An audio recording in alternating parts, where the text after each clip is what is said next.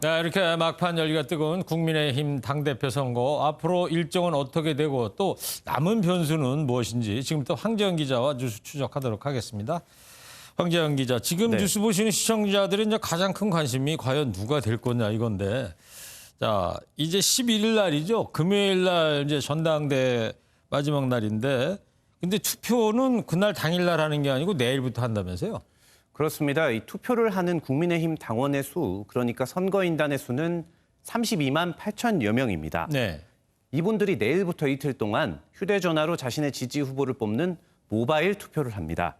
모바일 투표를 미처 하지 못한 분이나 할 수 없는 분은 오는 9일이나 10일 양일 동안 당에서 ARS 전화를 걸어서 의사를 묻습니다. 네. 이 나흘간의 결과를 총 100% 중에 70% 반영하고 같은 9일과 10일 양일 동안 진행하는 일반인 상대 여론조사를 30% 반영해서 그 결과를 오는 11일 오후 2시에 발표하게 됩니다. 과거 전당대회 뉴스 영상 떠올려 보시면 체육관에 당원들이 대거 모여서 지지하는 후보 나오면 환호도 하고 투표도 하는 모습 많이 생각나실 텐데요. 그렇죠.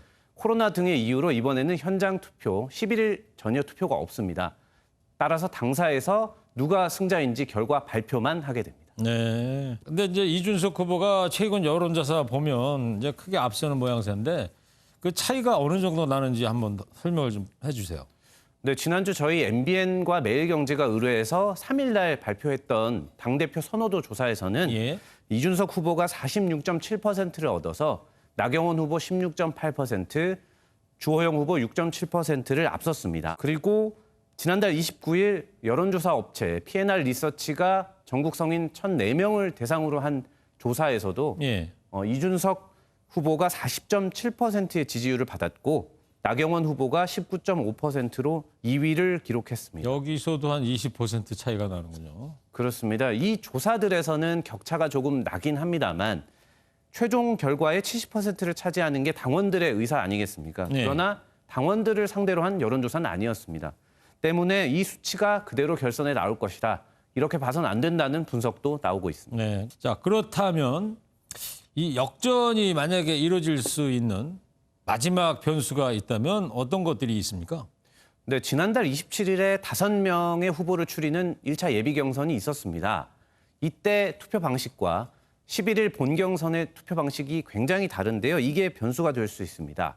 좀 설명을 해드리면 네. 1차 때는 이 전체 32만 8천 명을 지역과 연령별로 같은 비율로 2천 명으로 압축을 해서 이들에게 여론조사 기관이 전화를 해서 여론조사를 물은 것입니다. 네, 그랬군요. 본경선 때 32만 8천 명이 직접 1인 1표 투표를 하는 것과는 네. 조금 조사 방식이 다른 것이죠. 그런데 이 여론조사 때는 그래서 당원이지만 국민의힘 당대표 선거에 관심이 별로 없는 사람도 전화를 받아서 의사표시를 했을 수 있습니다. 네. 그런데 본경선에서는 내가 적극적인 좀 지지층, 내가 좀 관심이 많은 사람 이런 분들만 투표를 할 가능성이 크겠죠. 네. 때문에 이 이준석 후보에게 뒤지고 있는 중진들도 이런 적극 투표층은 사실 오랜 당의 지지자들이 많습니다.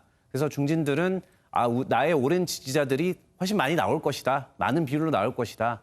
이 점을 기대하고 있습니다. 네, 그렇군요. 내일부터 사흘 연속으로 매일 한 번씩 TV 토론이 남아 있습니다. 그래요? 때문에 이게 마지막 변수가 될 전망입니다. 아, 그렇군요. TV 토론이 또 남아 있군요. 자, 여기까지 좀 얘기를 해보고, 그리고 이제 윤석열 전 총장이 어제 현충원 참배를 했습니다.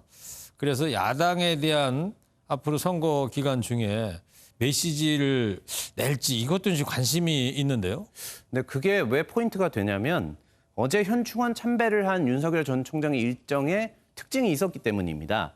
지금까지 윤 전 총장의 일정은 주로 언론이나 유튜버를 통해서 대중에게 알려졌었습니다. 본인이 얘기했던 게 아닌 거죠. 그렇죠. 근데 어제는 윤 전 총장 측이 직접 기자들에게 이 현충원 일정을 공개했고 조국을 위해 희생하신 분들이 분노하지 않는 나라를 만들겠다.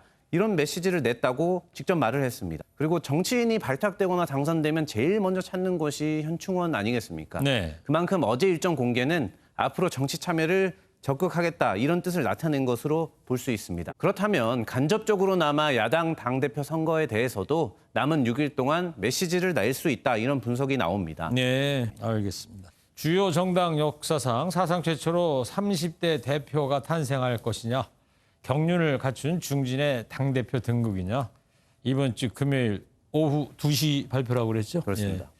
누군지는 아직 모르는 거죠? 네, 저도 알 수 없습니다. 지금까지 황지영 기자였습니다.